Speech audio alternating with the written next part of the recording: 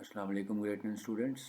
आज हम exercise 7.2 start करने जा रहे हैं और एक्सरसाइज 7.2 में दो कॉन्सेप्ट हैं। एक तो लेंथ ऑफ द आर्क निकालनी होगी, हमें रेडियस और angle theta in radiance given होगा, और दूसरा है एरिया ऑफ द सेक्टर निकालना होगा। Let's start. क्योंकि कॉन्सेप्ट मैंने आपको 7.1 में भी क्लियर करवाया था कि एरिया ऑफ द सेक्टर का मतलब होता था reason bounded by 2 radii and 1 arc, उसको हम कहते हैं सेक्टर ऑफ द सर्कल। तो area of the sector of the circle निकालेंगे, लेकिन उससे पहले लेंथ ऑफ द आर्क निकालनी होगी। तो लेंथ ऑफ द आर्क निकालने के लिए हमारे पास रेडियस और एंगल यानी सेंट्रल एंगल थीटा होना चाहिए, और थीटा की वैल्यू रेडियंस में होनी चाहिए। तो question number 1, find theta when L is equal to 2 centimetre and R is equal to 3.5 centimetre. और पार्ट 2 में लेंथ दी हुई है 4.5 मीटर और रेडियस है 2.5 मीटर।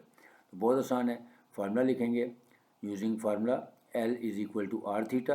अब लेंथ हमने फाइंड करनी है, रेडियस भी हमें गिवन है 3.5 सेंटीमीटर और लेंथ भी गिवन है 2 सेंटीमीटर। तो थीटा की वैल्यू हो जाएगी L ओवर R।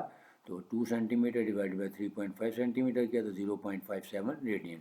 थीटा यानी सेंट्रल एंगल हमेशा रेडियन में होता है। सिमिलरली पार्ट 2 में देखें कि लेंथ है हमारे पास 4.5 मीटर और रेडियस है 2.5 सेंटीमीटर। तो theta is equal to L over R। तो 4.5 मीटर डिवाइडेड बाई 2.5 मीटर करेंगे तो 1.8 रेडियंस आ जाएगा। Next question number 2।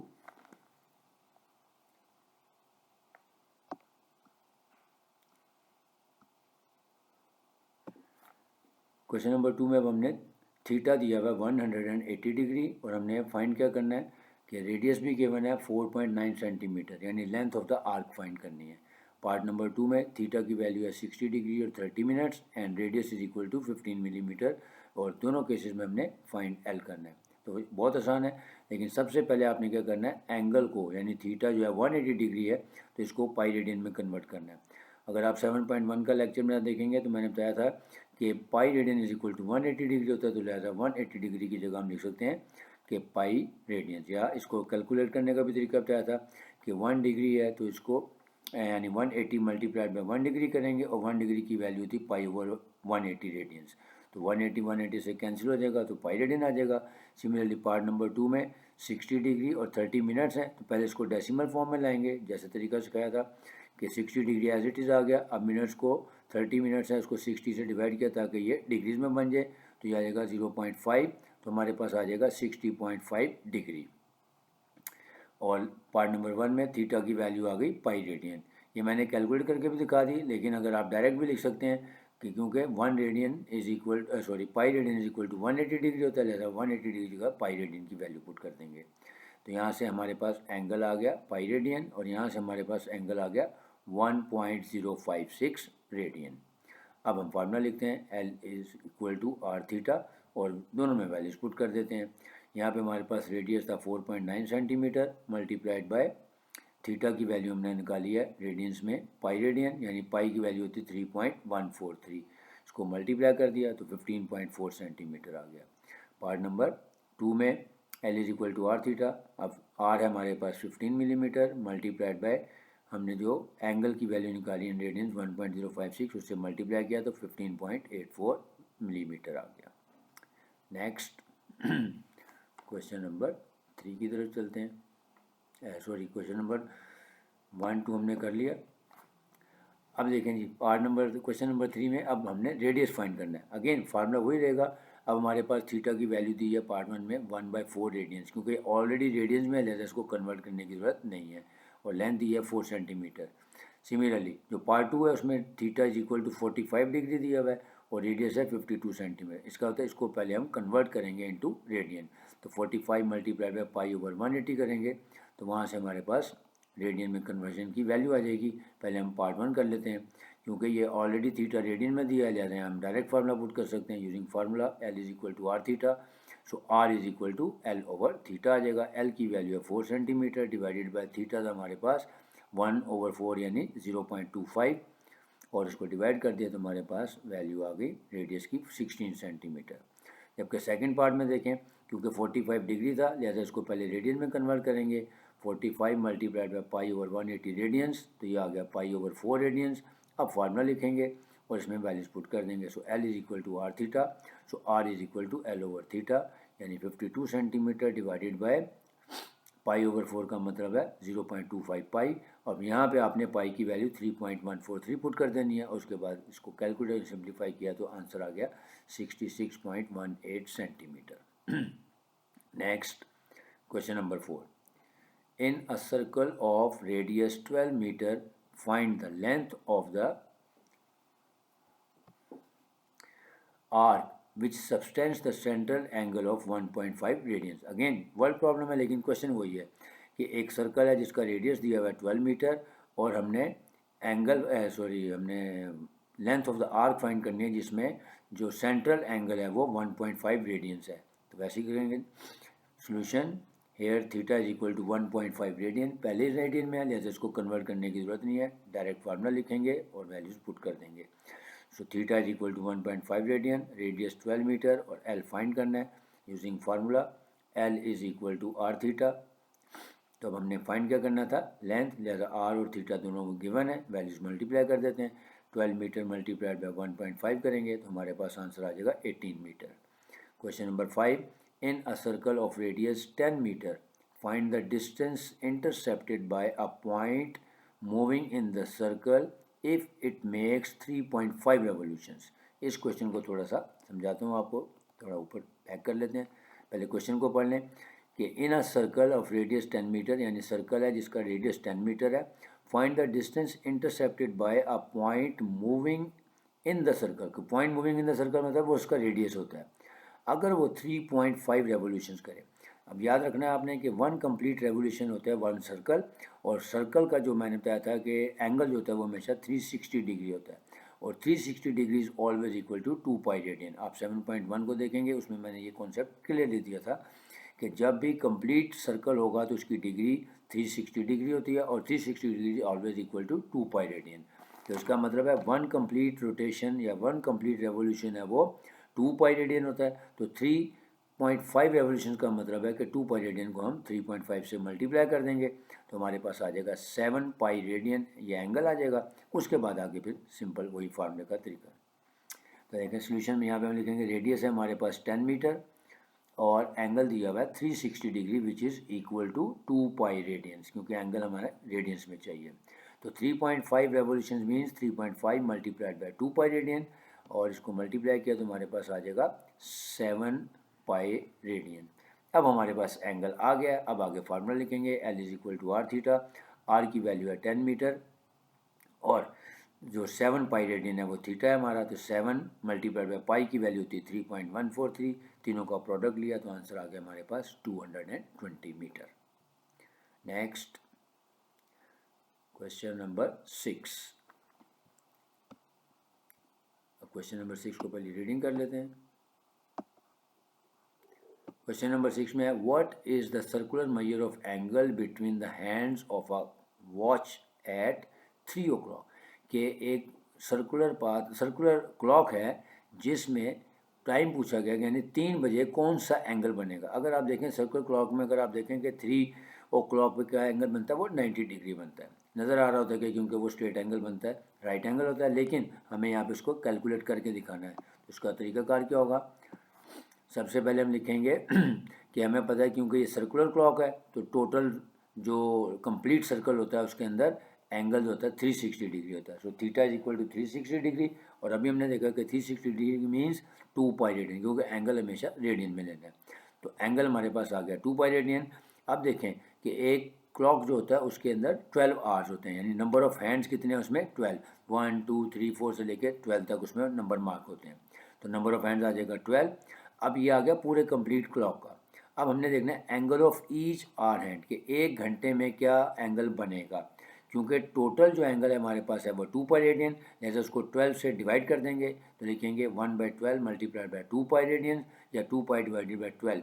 तो यहाँ से हमारे पास 1 घंटे का यानी ईच आवर का एंगल आ जाएगा which is comes out to be π/6 radian, क्योंकि 2 और 12 की कटिंग करेंगे तो π/6 आ जाएगा। अब हमारे पास एंगल आ गया।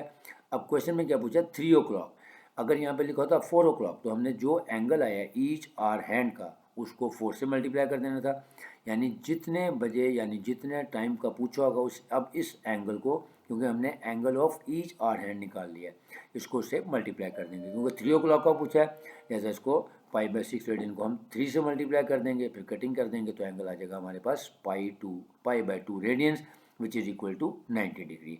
वैसे भी आप देखेंगे जब क्लॉक बनाएंगे तो उसमें 3 o'clock पे हमेशा 90 डिग्री का एंगल बनता है, तो 90 डिग्री के एंगल को रेडियंस में हम π/2 रेडियंस भी कहते हैं। इसी तरह अगर ये पूछा था 4 o'clock तो हमने π/6 को 4 से मल्टीप्लाई कर देना था, 7 o'clock को तो 7, यानी जितना आर हैंड पूछा जाएगा जो हमारा ईच आर हैंड का एंगल आया π/6 उसको उससे मल्टीप्लाई कर देंगे। Next question number 7, what is the length of the arc APB। इसमें एक डायग्राम बनी हुई है जिसमें एक सर्कल बना हुआ है, उसमें सेंट्रल एंगल भी दिया हुआ है और आर्क भी दी हुई है, और ये भी बताया कि रेडियस 8 सेंटीमीटर का है। तो अब आप देखें आर्क की बन रही APB, यानी length of the arc he find करनी है। एंगल हमारे पास नज़र आ रहा है कि राइट एंगल 90 डिग्री का हो जाएगा, 90 डिग्री को हम कन्वर्ट कर लेंगे इनटू पाई रेडियन, हो जाएगा π/2 रेडियन। रेडियस है 8 सेंटीमीटर, तो फार्मूला पुट करेंगे जस्ट, तो radius equal 8 centimetre, angle 90 degree which is equal to π/2 radians. So using formula L is equal to r theta, 8 centimetre multiplied by π/2 यानी पाई की value 3.143 put कर देंगे, उसको 8 से मल्टीप्लाई करके हाफ ले लेंगे, 12.57 सेंटीमीटर आ गया। नेक्स्ट क्वेश्चन नंबर 8, रेडियस है 12 सेंटीमीटर, थीटा है 84 डिग्री और length of the arc find करनी। अगेन ये भी आसान सवाल है कि रेडियस तो हमें पता है क्योंकि इसकी मैंने स्टेटमेंट नहीं शायद देखी क्वेश्चन नंबर 8 में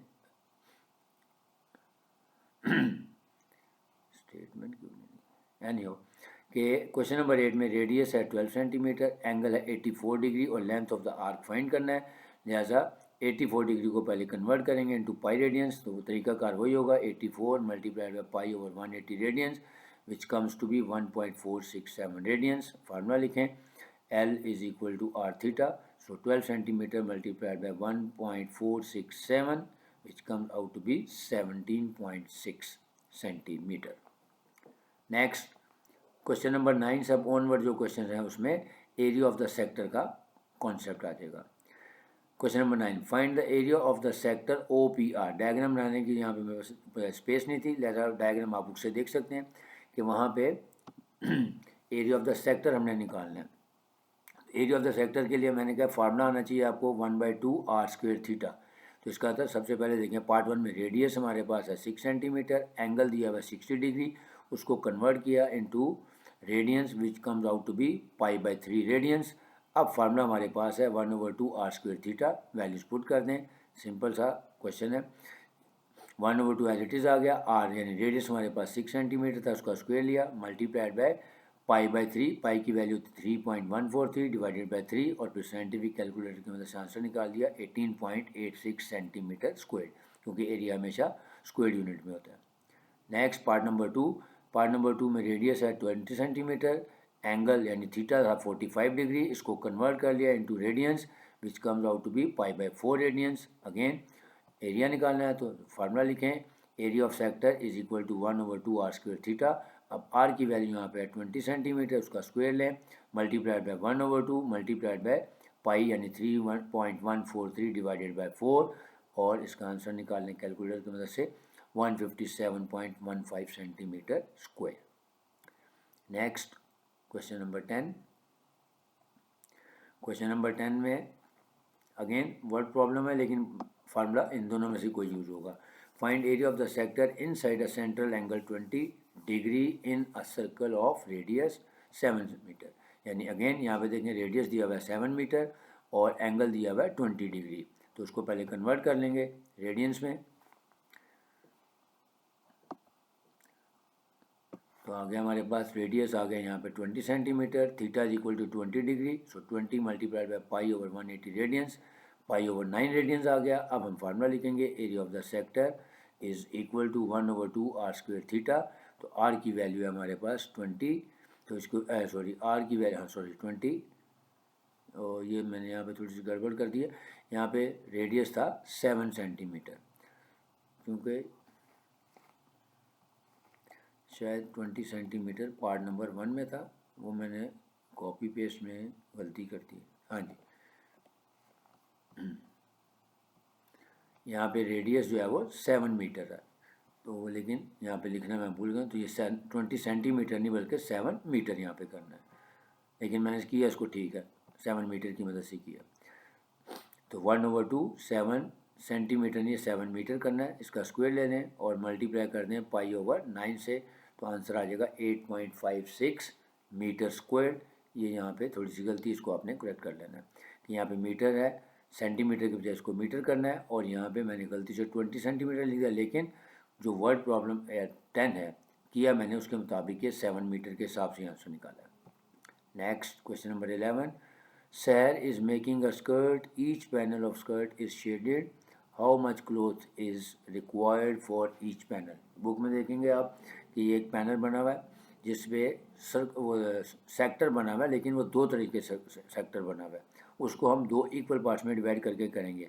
यानी जो पहला पोर्शन है उसमें मैंने लिखा R1, यानी जो सेंटर से लेके, और दूसरा यानी पहले हिस्से में लिखा हुआ है 10 सेंटीमीटर, दूसरे में लिखा है 56 सेंटीमीटर। लेकिन जब हम रेडियस लेते हैं तो वो सेंटर से लेके हम पूरा लेते हैं, तो लिहाजा 56 और 10 दोनों को ऐड कर लेंगे, तो हमारा वो हो जाएगा R1। So R1 is equal to 56 + 10 यानी 66 सेंटीमीटर हो जाएगा। और R2 जो है यानी जो ऊपर वाला पोर्शन है उसका 10 सेंटीमीटर है। तो एंगल जो है दोनों का कंबाइंड है वो है 80 डिग्री। अब पहले सबसे पहले थीटा यानी एंगल को रेडियंस में कन्वर्ट कर लेते हैं। 80 मल्टीप्लाइड बाई π/180 रेडियंस किया, तो ये आ गया 4π/9 या 4/9 पाई रेडियंस। अब देखें इसको कैलकुलेट करने का तरीकाकार क्या है कि required area is equal to area of the big sector, जिसको A1 मैंने कहा है, minus area of the small sector यानी A2। यानी सेंटर से लेके यानी जो हमारा रेडियस होगा 56 + 10 यानी 66 सेंटीमीटर से जो हम सेक्टर का एरिया निकालेंगे वो हमारा बिग सेक्टर का एरिया आ जाएगा। और फिर जो स्मॉल सेक्टर है यानी उसमें 10 सेंटीमीटर का एरिया निकालेंगे, तो फिर बिग एरिया में से स्मॉल एरिया को माइनस कर देंगे, यानी A1 में से A2 को माइनस कर देंगे, तो हमारा रिक्वायर्ड एरिया आ जाएगा। डायरेक्ट फार्मूला लिखा 1/2 R1 square theta minus 1/2 R2 square theta. अब R1 हमारा है 66 सेंटीमीटर, लिहाजा उसकी वैल्यू पुट कर दें। सो 1/2 इंटू 66 सेंटीमीटर का स्क्वायर मल्टीप्लाइड बाय एंगल हमने निकाल लिया 4/9 पाई था, minus area of the small sector यानी 1/2 इंटू 10 सेंटीमीटर का स्क्वायर मल्टीप्लाइड बाय 4/9 पाई या 4π/9। अब कैलकुलेटर की मदद से पहले हिस्से का यानी जो A1 आया एरिया वो आया 3042.42 माइनस जो A2 है यानी सेकंड स्मॉलर सेक्टर का एरिया वो हमारे पास आया 69.84, दोनों का डिफरेंस ले लिया, तो आंसर आ गया हमारे पास 2972.58 metre square. Next question number 12। Question number 12 again word problem है, आसान ही है। Find the area of the sector with central angle π/5 radians in a circle of radius 10 centimetre. तो रेडियस हमारे पास है 10 सेंटीमीटर और एंगल दिया हुआ है रेडियंस में दिया हुआ है, लिहाजा उसको कन्वर्ट करने की ज़रूरत नहीं है। So angle is equal to π/5 radiance.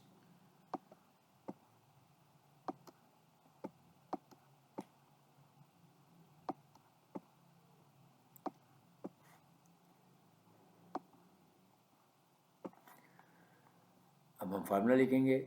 So area of the sector is equal to 1/2 R square theta. R है हमारे पास 10 सेंटीमीटर का स्क्वायर ले लें और रेडियन में हमें π/5 दिया, तो पाई की वैल्यू 3.143 डिवाइडेड बाई 5 की, कैलकुलेटर से आसानी से आंसर निकाल सकते हैं 31.43 centimetre square. Last question, the area of the sector with a central angle of theta in a circle of radius 2 metre is 10 square metre. यानी एक सर्कल है जिसका रेडियस है 2 मीटर और उसका जो एरिया ऑफ द सर्कल है वो हमारे पास आ रहा है 10 स्क्वायर मीटर। हमें एंगल फाइंड करना थीटा इन रेडियंस। तो again here r is equal to 2 metre, area of the sector is 10 metre square and theta find करना है।